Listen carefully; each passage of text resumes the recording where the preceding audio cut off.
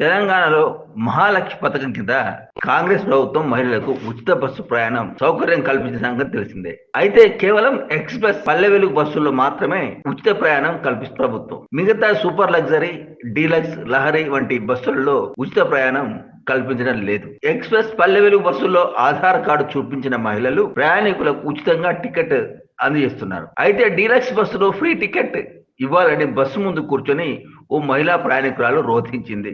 మణుగూరు నుండి ఖమ్మం వెళ్తున్న డీలక్స్ బస్సులో కొత్తగూడెం వద్ద బస్సు ఎక్కిన మహిళ ఫ్రీ టికెట్ ఇవ్వాలని కండక్టర్ తో వాగ్వాదానికి దిగింది. బస్సుకు అడ్డంగా కూర్చున్న మహిళకు పోలీసులు నచ్చజెప్పి పంపించి వేశారు. మహిళా ప్రయాణికురాలు బస్సుకు అడ్డంగా కూర్చోవడంతో కాసేపు అక్కడ గందరగోళ పరిస్థితులు నెలకొన్నాయి. మొత్తానికి ఈ ఫ్రీ బస్సు వల్ల ఆదిలో ఆటో వాలాలు హైదరాబాద్, ఆ తర్వాత బస్సులో మహిళలు ఇబ్బందులు పడ్డారు. ప్రస్తుతం ఈ పల్లె వెలుగు ఎక్స్ప్రెస్ బస్సులకే ఉచిత ప్రయాణ సౌకర్యం ఉండడంతో సూపర్ లగ్జరీ, డీలక్స్ లకు కూడా మాకు ఉచితంగా ప్రయాణం చేసే సౌకర్యం కల్పించాలని మహిళలు కోరుతున్నారు.